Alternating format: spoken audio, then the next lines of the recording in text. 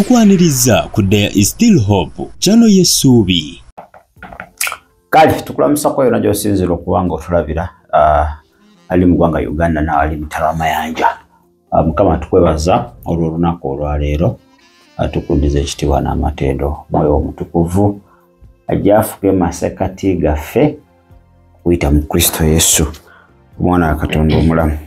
Amin era amina. Tukulamusa ko gwe na wene yekumira ku There is Still Hope okola kyamanyi okubanga ate otugoberera okuyita mu Kristo Yesu. Amina. Kale ndoza tutandike ne omusumba Mugerwa alangiridde nga 3 bagenda kubeera Kololo mu kisaawe batera beera Wankulukuku ne ku luno Kololo Kololo yaleetera beerayo ono wa P5 ono Pastor Senyo ennaku zino bikyayika byamukwata ategekera ku kyaki wenyine lero wabeera tacha banga liwe zitakyagenda Kololo so akati Mutundwe bafunye clearance nti 3 bagenda beera Kololo kisaawe kirungi so Mutundwe wobadde tumunabategeera fedde siro tetulina nnugu ffe tukuwa kyonna ekyetaagisa asa kibanga ate kiyamba omubiri gwa Kristo sobola okuba ng'ogenda awulidde ayogerako abo batalina ntambula bagenda kulaba engeri nange nakiwulidde ne ŋŋamba bate ekyo bayinza bagamba mukuŋŋaanire mu kifo w'ekiti tubapiikinge tusindike mu motoka tusobole okuba nga ate tubapiikinga kale katusoke tukuwe omusumba ate Mugerwa bwe kiri ate tusobole okuba nga ate tweyongerayo.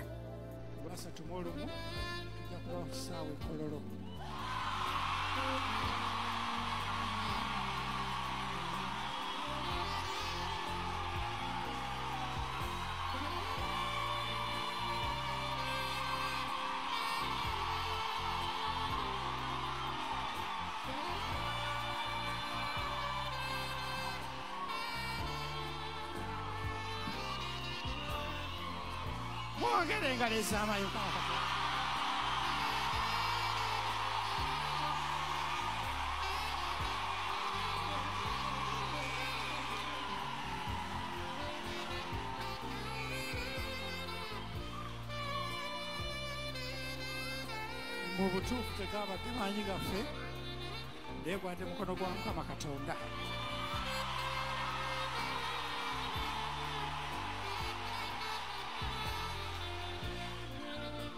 Kale nno nga bw'osanyuse bw'otyo ojja kutandika okuteeka mu ssaala olukuŋŋaana olwo. Amina. Okutandikira ddala olwaleero olunaku tusabire olukuŋŋaana olwo. Amina. Abalebe bangi sitaani bayagala okukozesa naye ate Katonda pulaani ye bulijjo yenywera.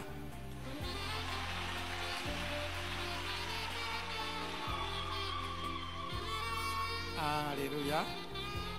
Entegeka zonna ajja kubanga zibabuulira abamu temulina transport naye tujja kubanga tusala amagezi gonna okulaba nga otuukayo.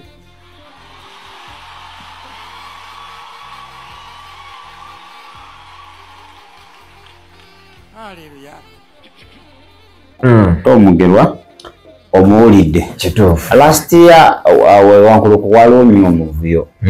ekifo kyali kitono ekifo kyali kitono waliwo okwenyiga okwaliwo omugotteko abantu abamu baafuna injuries ez'enjawulo waliwo yafa sijjukira buli naye waliwo akasambatuka Wankulukuku last year abantu baali bangi ekifo kitono ate baagala jjukira mulyango olina okufollowinga protocol bwe kiri mu kwesika awo nababeerawo abafuna obukosefu n'enkiwa baasumululwa bwe kiri ba street FM ne bagayiza basaddaasi era ekyo nkisuubira busuubi ekyo kisuubira busuubizi bannaye mwagala osaddaakisa bannamu naye bawuli kimu asaddaasi kimu ekyo kyalina olaawo okiraba gulabi abantu babanga bangi ojjukira mutundu ogimanyi ayo mutundu empitirivu erina omuntu okitegedde bwe kiri ate buli mwe agagende mu maaso bazereeti kati wabeerawo okwenyiganyiga kuba kuyitirivu enjo ndowooza kololo ejja bakolera yakololo engeri ali omuneneko okubanda bano omukulu gyatera otegeka ekisaawe kinene kijja kubanga ekyo kakibayamba bulungi nnyo bwe kiri so mujja kufuna ebirangaawo gye banaabasanga okukola kino okubanga mugenda nga babatwala mwabatalinaaki transport naye ogenda omanyi nti si buli agenda ekkololo omulokole emutundu eyinza okuba nga yagenda n'omupiiki ng'agenda naye toddawo nolowooza nti buli agenze ekkololo oluganda olaba statement musumba agikolera mu church n'agamba gwe gundi olowooza nti gwotudde naye awo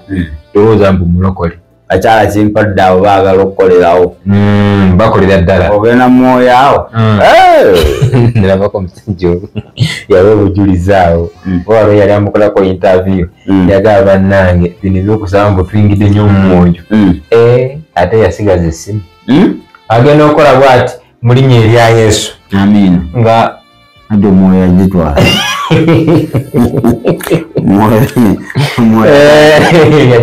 yagitwala yagenda gyekebejja naye olunaku olwa Saturday Fast n'abatasaba bagenda abantu balina belief nti Saturday Fast wekusanga mu nnyumba Katonda ayinza obutakola ku nsonga z'omwaka ogujja tolina okugenda wali wegatokotera amafuta owandika olukalala naye simanyi engeri gy'ogenda kumpa tugeze olina kyala nkole nompa olukala lw'ebintu nkolere nga tolina nkolagana nange ate nolowooza mugenda bikola naye kankubuuze olaba just oba na muntu ng'olinako kyomwetaaga kutosobola kubavumiira era olina okugira wekama akabuuzo saawa emu zigenda okubeera munaana awo omusonseke ekigambo kyagala Desemba otandikira wano kyusaamu awo okitegeera lwokwano okuli kikyo era kati iffe Katonda tulowooza is a business man buddiira alowooza mbu ye takumanyi nnyo mbuosobola okwekweka n'omunyagulula akulaba steps zonna ziraba bantu bagenda wandiika agapapula ebintu n'ebintu lwaki ennaku onoosonyiwa lwaki ennaku zino waliwo ate kati akakodi akazeewo kesitegeera mbuwandiika ensonga z'okugundi ku lupapula oziteeke mu pipa bookye ebikusumbuwa lwaki ekintu abasamize simusamize abo basamize ajja kukunoonya aleka omwerabi ajagamba totya abantu bakulu ebizibu byokya tutyo anti kati waliwo kiteteka ku lupapula omusajja mwamukama nakiwa kugali amafuta amakambwe wamala kiwaka amafuta amakambwe olukyabauliro butotayaka butayaka nga obugumuligize ne butayaka omubisi bwatyo butayaka ssebo jukira ziri mpapula bujja okwate butto akaveera kogere muto okateeke mujokoti kaaka kaaka katisigeze n'ebizibu birwalo byokye enkola nfu ddala ebizibu tubijjawo nakusaba sikwokya bupapula era ogenda abantu bonna nga balina method eno esooka wandiika ebizibu byo akapapula kasuulu baako wokateeka era tujja kukookya oba tujja kukola ki no ekikyamu wandika byoyagala wandika byotayagala you don't naye awo tebasobola kukoleramu destiny exchange ate kati opposite kyenkugamba tosobola kukwata manifesto yonna nogiwa sitaani ni mu butuufu weekubya eccu kitagade bino byesaagala byagenda oleetera ddala ogw'omwaka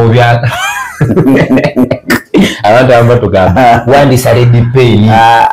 anti kati eno ya bbulu eno nowandisa bulaaka tewali njawulo kankubuulire ebizibu byo genda ku maviivi okabirire mukama yasobola okujja ebintu byakulima musoma wandiika kati sitani ate olupapula anti tatya naye kati wali jukira kati tuwa mu kisa kirala anti webatebabafera Kitegedde okuwandika si kibi. Beera ne vision book yo 2026 engwe kiri wandiika nti kino. Okitegedde sigala nabyo sirika abajjukiza ba Mukama naye tebakoowa ng'ojjangayo ekyolumu ga Mukama kino naye nga weetereeza naye akati omaze omwaka tosaba omaze omwaka oli bibyo bya Katonda tobiriiko okitegedde ogenda mu kuwandiika omutwalire Mukama saagala kino Mukama saagala kino Mukama saagala kino Mukama saagala kiri okitegedde Mukama saagala amabanja sente zeweewola wakuba mbaga yawa omukazi wakubi anti kati Mukama onaakola kuba tulabako n'abawa obujulizi nze nebaza Mukama ku Lwasatu mu lumu wetwali kati nga musumba wagambye Kololo wetwali okola mu kisaawe bannange bagenda okwera January Mukama akoledde ekyamagero abikola oluusi abikola kyekitwala oluusi omanyi Katonda sometimes takola lwakuba mba oli mutuukirivu lwakuba osabye n'awulira olw'erinnya lye nerigulumizibwa akola n'agamba ono bulumu yennyini naye kamuyambe buyambi kansaasire nakusaasirirayo nofuna ebyamagero abaana ba Isirayiri baali batoogerewo nedda naye nabyo byonna bye yakola still basigala tebamukkiriza kati olumu akola ku lw'erinnya lye ekyo kituufu naye si nti tuli batuukirivu nnyo so okugenda kwa Lwasatu mu lumu tetukugaana wonna gy'ogenda naye ate otoseeza kati lunaku kuba kati wali abaseeza olunaku Lwasatu mu lumu kati abantu bona banandaba bata nti nze asigadde mu nyumba abamu kwabakisi abatwala era kasana okuba fireworks otandika okukola ekyayi nga kitansi okukendeera abantu okujja sobuzaavu bona olaga fireworks kasitaavu gawaati nakomekereza ogatandika olaba nga bisupesi nga bagenze okwebaka bagenze mu malooja bagenda wa bagenda onoonya ebyokulya okitegeera so tuzina enkolagana in fact buli kiro osobola oyimirira mu maaso ga Katonda ekyo kituufu so si Saturday first yokka ekitegedde abangi abatagenze mu bisaala era Mukama n'abakolera gwe kati ogumuni gwogenda ozunga gwa 10 naye ebintu bikoze ki byokola biganya okukola ajja kukola kulemerako kuno ekintu kirungi naye gwe guli otya kale olaba okuba nti nze naye ngenda bijja kukola lwakwaka zino Saturday first ezimu ntandisa ozikubamu ebituki ate ezikyalina amakulu ezimu zakukola ssente kwega omuntu abalaga nti ntadde mu miliyoni bweziti ate mwekanisa mu abasolooza ssente ezikola Saturday first batandika dda kumala Lwasatu mu lumu muleete twogera ku mutunda njobeyo gye muli yonna nemukola ki nemutwala bwe kiri mwaba betegekera lugenda kugwera ako naabe bannaye twasigaza amabanja ako kakodyo batu banja ani ate nga twakuwa ssente lwaki weteeka ku byotasobola walikoze mu ebyo byetufekaniza ability gye twafunye kati olaba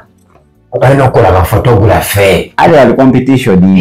kugambye nti okola sawundi Lwasatu mu lumu tekyalina makulu awamu birimu nnyo competition kuvuganya kati kibawo we naalika Lwasatu mu lumu ya 2 meka 2 njijukidde competition y'ebyuma yali wali yes mita ntono zaali 10 ono atadde wano oli atadde wali ono atumbiza oli n'ayongeza abe ne bagamba ne mwatuulidde mutwagenze netuuka ku saa 6 awo baninga byogera nnyo tusaanikira ebyamu mukyawulikika kirekiriwa ate eyo ba competition tufuna tolole ebidolengana lwaki tebateesa competition aye nekirala lwaki mbasinomye walala wenda wamuno yatadde wali tugenda nfuna ya walala Andoli aja kugamba nali waka. Andoli yali wuwe kanisa. Gonobera ku kisawe kimuliranye. Anti na booking nga bukyali. Tewali buzibu. Naye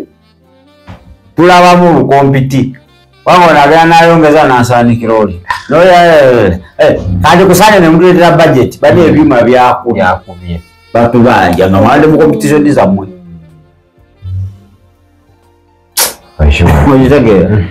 Ayo abala nansigo kuba bamanyi nti teri aswaleeta bintu lupapula lwe nga tekuli nsigo. Era bakugambirawo nti eyo sala Mukama ayinza obutagiddamu. Kagenda giddamu. Kwano bagamba kwata ensigo ey'amaanyi yegenda okutambuza guno omwaka Mukama akole. It's like bribing God. Mwenguzi.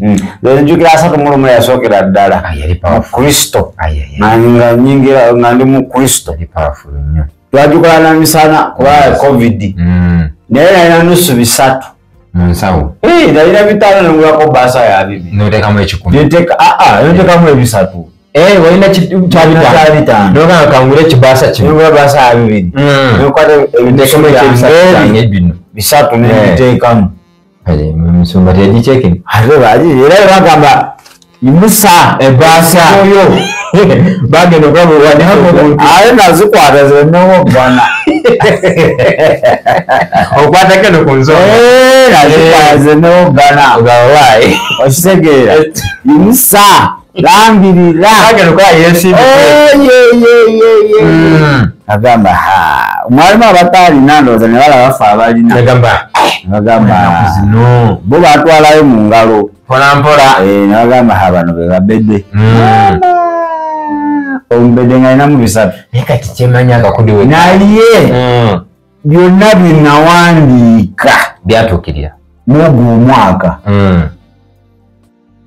ne bwe babawayo obukadde ne bitatuukira so Katonda akebera omutima oguli kuwaayo kituufu nali njagala naye nga sirina newanyiza Asha utuufu Asha wamunyiza nnyo era yagisumulanga awaati agamba bintu bwaziyabirese bulesi tumalira budde atukoza atya bantu kulaba nti basalina noga tulidde ssente ayala ziriwo munyiza eri $1,500,000 mu 6 mu 3 abakijja kijja ebisatu ebisatu bijja ebyange ebyali ebyo so olunaku azumba bamu collectingamu birabo abamu kweraga lyanyi ze yasinza otegeka ze yasinza oyita abakulu kakati azisike kalulu banange oyogerako ki president agenda kwebakora olunaku president agakubeera mu overnight jeje bagenda ozunzo buli wamu alina ogenda nzeeko ani Kyagulanyi abasumba baffe naye babala ssente emirulo egijjudde abo ngimanyi ssente maama babamanyi pulezidenti tasobola avaawo wali ebaasa tekoze ki naye atekayo kimu eky'ekkumi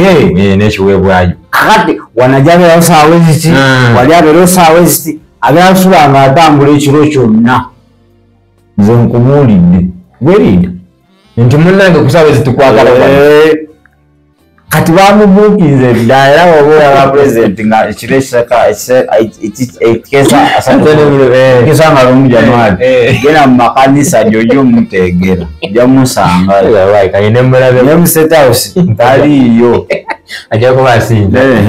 abakimanyi ayinza okutambula n'ekanisa otusinga nkugambye okyekiro olaba bino ebiri birabadde atambula nga teri campaign kati ate wano ajuga abayogonja kuba bangi segede ajja ewakayanya ayinza okgenda ewa Tom ajja kgenda ewa Serwadda alina okolaki alina otuukayo era naye asatu mu lumu era bya politics Iyo akasaka petisa jabeera obalinayo mukumulabiranga ddala akuyakosi akukasobola okubulawo naawe adotya naye bwe bagamba tolina nakyakulya kyokka bamusibye okubaasa lero ogambe n'aba eddembe tulirino katola wano tusaba kino infact unaze n'okujja example kakati munajjawo omukulembeze atya Katonda ngono kiro kyonna musajja teyeebase omutima gwabwe Katonda tezasobola okuzunga wano nga Mukama tamukutte iyo ng'omutandika otya musiruwale mujja kulaba endogoyi emyufu Katonda wange sirise baaba kiza Kristo wamala Kristo genda okuyingira sacrifice mulina nga mulina enkolagana omugamba gwe Yesu tebamusuwamu kituufu ebyokusiwamu obusiwamu eno siswame kano si kalulu nti oba kalulu kajjada ejjada okumanya kalulu kajjada ako sikategeera kampawuliremuko jjada yeruwa edda togenda ngako mu butale babeera n'ekiza